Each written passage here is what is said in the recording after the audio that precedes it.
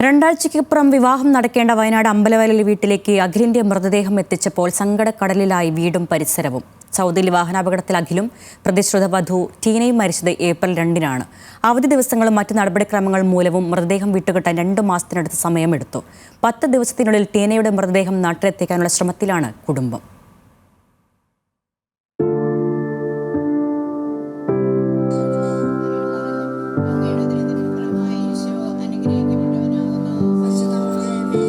കല്യാണം കഴിഞ്ഞ് ടീനയെയും കൂട്ടി അമ്പലവയൽ ഇളയിടത്തുമഠത്തിലെ വീട്ടിൽ ഒരുമിച്ചെത്തേണ്ട അഖിൽ ഇന്നലെ എത്തിയത് തനിച്ചായിരുന്നു. മരിച്ച് 2 മാസത്തിനു ശേഷം അഖിലിന്റെ മൃതദേഹം വീട്ടിലെത്തിച്ചപ്പോൾ വീടും പരിസരവും സങ്കടക്കടലായി.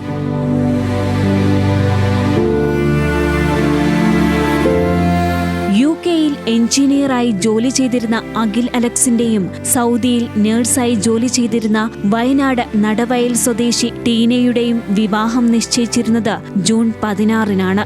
അപകടത്തിന് 2 ആഴ്ച മുമ്പ് ടീന നാട്ടിൽ വന്നിരുന്നു. തുടർന്ന് സൗദിയിലെത്തി ജോലി രാജിവെച്ച് നാട്ടിലേക്ക് തിരിച്ചുവരാൻ നിൽക്കുമ്പോഴാണ് ദാരുണമായ അപകടം. സൗദി അറേബ്യയിലെ വിനോദസഞ്ചാര കേന്ദ്രമായ അൽ ഉലയ്ക്ക് സമീപം അഖിലും ടീനയും സഞ്ചരിച്ച കാർ മറ്റൊരു കാറുമായി കൂട്ടിയിടിക്കുകയായിരുന്നു. കാറുകൾ കത്തിയതോടെ ഇരുവരുടെയും മൃതദേഹം തിരിച്ചറിയാൻ സാധിക്കാത്ത വിധമാണ് ലഭിച്ചത്.